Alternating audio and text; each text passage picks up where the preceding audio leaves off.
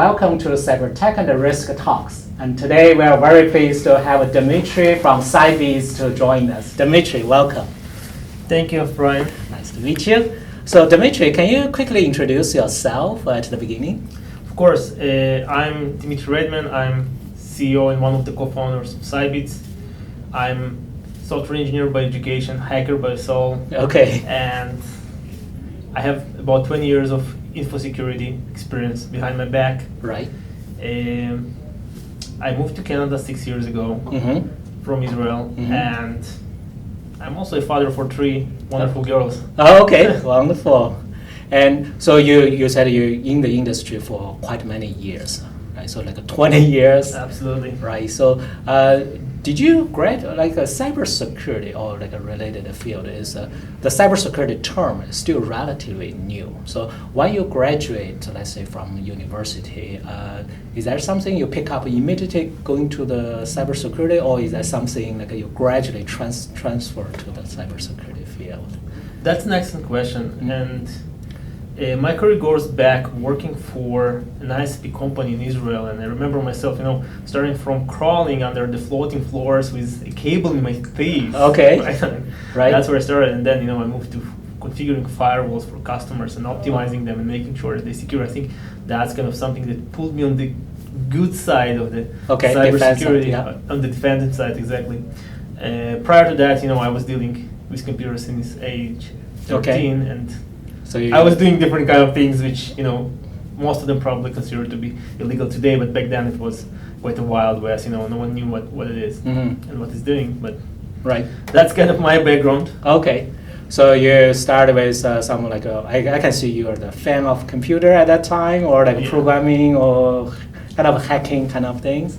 Then you also your job was related to IT, like configuration, like firewalls configuration. That's right. Then transfer to the more and more to the security domains. Yeah, I mean, through the years, I went through a lot of things that I was doing. So that's where I started. And right after that place, I went to work for a company that does a very deep packet inspection and packet investigation, and that's kind of where I really was exposed to protocols and what these protocols are carrying and what they can do, what damage they can do. Okay. So that's one of the companies that I work for. And afterwards, I was working also for one of the biggest gambling casino sites of the world. Yeah. Yeah, and even worked for some time for a very known retail chain. Then and it was always like working between startup environment and big enterprise environment, and part of my duties were always to take care of the security, make sure that we are automating everything that, and we can always recover from a security impact in minutes or seconds in some cases. Okay. And that's kind of was vision through all of my career. And one of the startups I worked with, actually, it was acquired by quite large company, and that's where I got infected with the entrepreneurship. Okay, entrepreneurship. Yeah. Okay.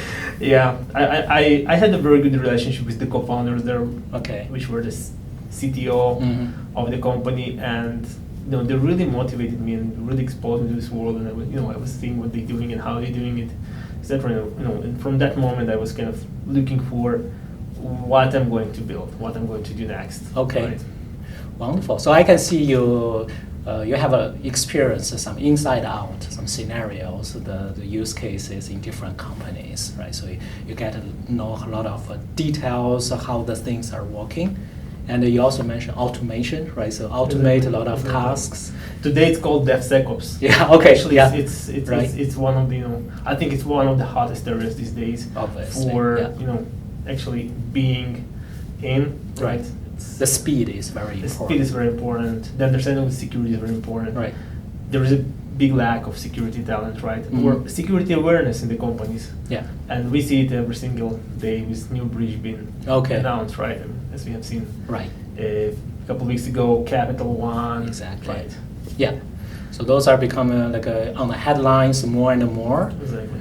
But you experienced those sides actually many years ago, so which you already accumulated a lot of experience on that. you also mentioned entrepreneurship, right? So because you were at a startup company, kind of you can observe how the things are going. Then you also have this passion. I would say passion to leverage technology experience and the startup spirit together. That kind of lead to you. Encourage. So that's a lead to you today. The Cybeats is a startup company. Yeah. Maybe you can talk a little bit about Cybeats. What your company is doing? Maybe I'll start a bit earlier and I'll talk why and Okay. how we got to Cybeats and how Cybeats kind of was built in the minds. I was working for a very known company that builds and manufactures and develops IoT devices for security and surveillance markets. And I was managing and leading their team of integration that actually was responsible to take multiple parts and built by multiple teams across the world, put everything together, make it it's working well and it's also secure. And that's where I started noticing this lack, and it was before the IoT buzzword, right? Came onto the headlines, and I started noticing that there need to be some solution. Actually, I was looking for such solution, and I couldn't find for the product that I was responsible for, right, on the market, and there were just none. There was very limited, very small pieces and functionalities, but you still had to work so hard, and your team had to spend so many hours on these things to make them right. And that's kind of where I must be getting these kind of ideas, and that's what affected a lot. My next steps, right? So kind of to leave that workplace and go and start your own company, your own startup. So I left there at the end of 2015, and I joined my co-founders Peter and Vlad together. And the first year was really, really fun, I would say. We're working from the basement of Peter. Okay. he built with his own hands, and and developing this solution and spending these hours and brainstorming and seeing how we gonna solve this big problem of the world, right? The way we work with our customers is that we help them to build secure and protected devices for a connected world. Okay. That's kind of our, I would say, elevator pitch. Right? That's the one sentence that describes what we do and how we're changing the world. Okay.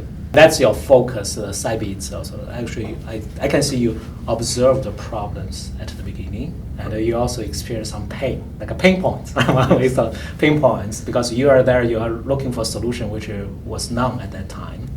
Then you take your entrepreneurship spirit as, okay, well, what kind of solution we can put together, or you can put together, right, to put in there. And you took actions. Exactly. And work hard on that one, and towards building this company, Cybeats. Exactly. So how Cybeats is doing right now?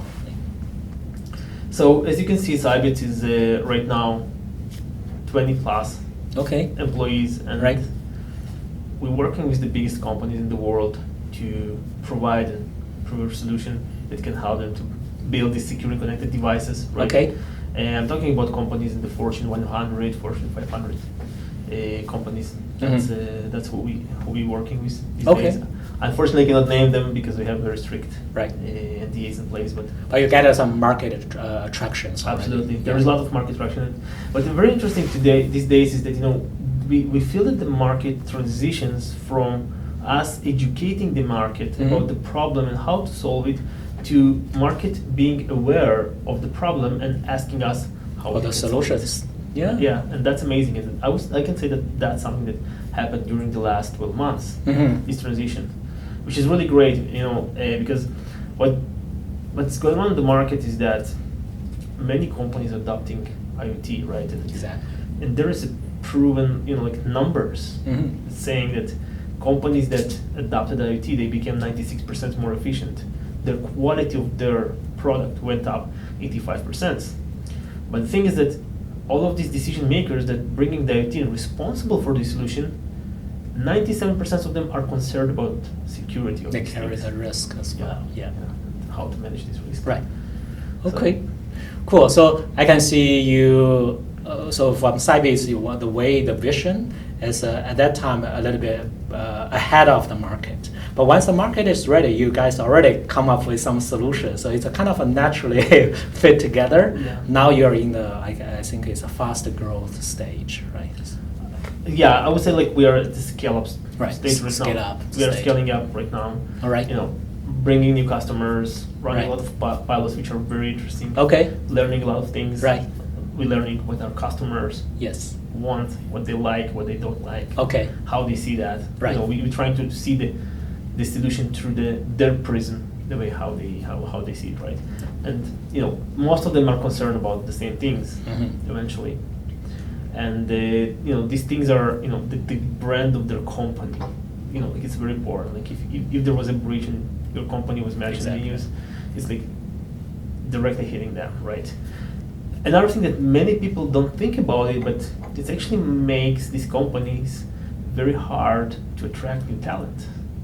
Because once a big company was hit by a breach, not everyone hear that, right? It wasn't in the news, and people just don't want to go and work there, right? Yeah, it's trust and also You know, brand, right? exactly. So it really damaged the brand. Exactly, and I'm not talking, you know, about all of the fines that they will Right. get. I mean, fines, they went up thousands, 1,000%, like I think 1,300% if you're comparing it to the fines for cybersecurity breaches from 2011.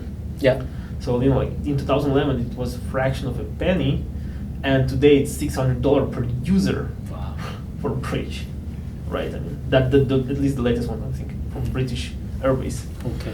It's very significant numbers, significant amounts. They affecting even at the level of the shares of this company. They might be affected, right?